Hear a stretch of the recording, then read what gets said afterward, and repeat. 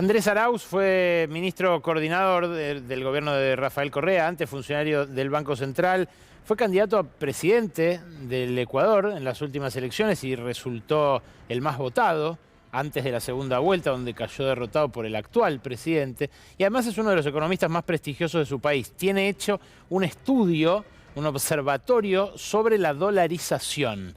Andrés, gracias por atendernos. Buenas noches. Muy buenas noches, muchas gracias por la invitación y poder contribuir al debate que está viviendo actualmente la hermana República Argentina. Andrés, ¿vos le recomendarías a los argentinos que dolaricen su economía? De ninguna manera, de ninguna manera. Hay que preservar los márgenes de soberanía mientras se los tienen.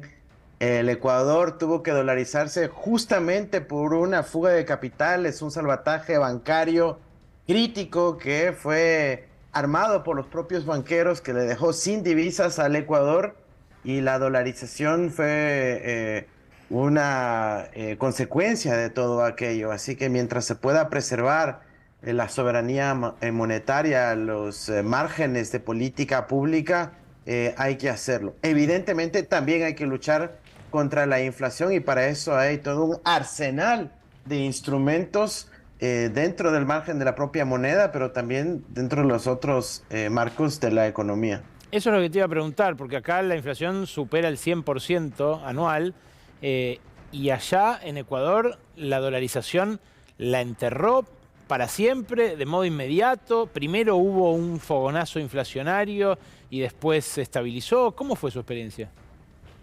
Miren, en el Ecuador tuvimos tres dolarizaciones. La primera que se dio justamente con la liberalización cambiaria del año 1993, en donde unos pocos privilegiados que supieron que había la política de liberalización cambiaria se dolarizaron inmediatamente y empezó a armarse una economía offshore que vivía por fuera de la lógica interna. Una segunda dolarización para los amigos del entonces presidente Maguad, para los amigos del entonces superministro de Economía Guillermo Lasso, que sabían que se iba a tomar la decisión y que pudieron obtener dólares a una tasa mucho más conveniente. Y finalmente la dolarización para el pueblo, que fue luego de un corralito que vivimos en el Ecuador, que le llamamos el feriado bancario, Ajá. y que licuó los ahorros de los ecuatorianos. Yo he escuchado el debate en Argentina y tienen toda la razón quienes están advirtiendo que una dolarización con el modelo que, por ejemplo, se adoptó en el Ecuador, implicaría la adopción del dólar, pero a una tasa de más o menos 10.000 pesos por dólar. Así como en el Ecuador, cuando se hablaba de la dolarización, estábamos más o menos cotizando a 5.000 sucres por dólar. Cuando se dolarizó el país, se terminó pagando 25.000 sucres para obtener un dólar. Entonces se licuó el ahorro nacional, se licuó todo el fondo de pensiones público que teníamos de la seguridad social. Fue como comenzar desde cero el país. El primer año de inflación de la dolarización fue enorme porque no había nada que se vendía a menos de 25 centavos, 50 centavos o un dólar. Ah, Eso, al principio hubo un pico inflacionario, entonces.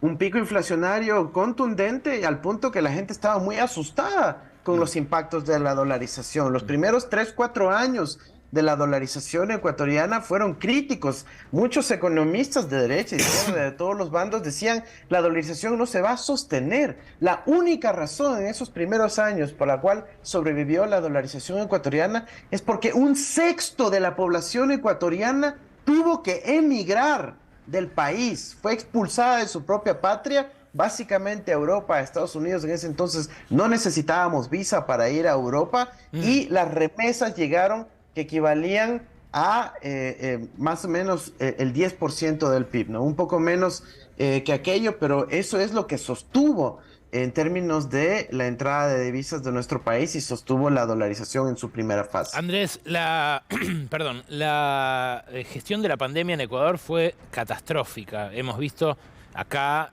imágenes de ambulancias juntando cadáveres que las morgues no llegaban a recoger en las casas.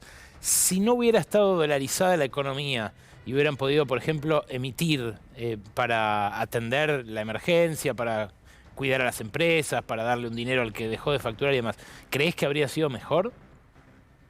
Por supuesto, y mira, nosotros en el gobierno de Rafael Correa tuvimos que ser muy creativos en el marco de la dolarización, porque los neoliberales que dolarizaron al Ecuador en el año 2000 establecieron un mega subsidio que decía que cualquier falta de divisas en el sistema bancario dolarizado ecuatoriano tenía que ser cubierto por dólares del petróleo y de la deuda externa del Estado. Ahí sí.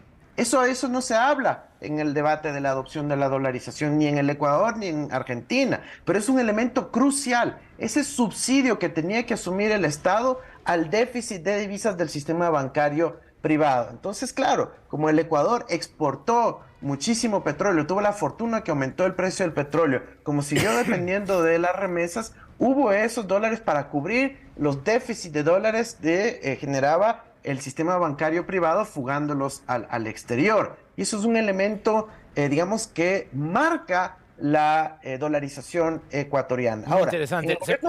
Se me acaba el tiempo, pero no quiero dejar de preguntarte esto. Ustedes intentaron revertirla. ¿Es irreversible una dolarización? Porque no pudieron hacerlo. Es imposible salir de la dolarización. Lo único que te queda de margen es ser un poquito más creativo con la política pública, darle un rol al Banco Central para que encuentre la manera de adelantarle liquidez al Ministerio de Finanzas, a los recursos fiscales y poder de esa manera atender a las necesidades sociales o a las emergencias como la pandemia. Pero mira, hay países que se dolarizaron luego de una hiperinflación como Zimbabue, pero si no hay suficiente ingresos de divisas, se terminan por desdolarizar. Zimbabue se dolarizó y luego se desdolarizó. Entonces, la clave aquí es que necesita haber una garantía de sostenibilidad por el lado de la balanza de pagos, de suficiencia de divisas, y mientras en el Ecuador, que sí hay una exportación de petróleo por parte del Estado y puede abastecer de divisas al sistema, en el caso de la Argentina no hay tal cosa. Andrés, gracias por este rato, ¿eh? Un abrazo grande.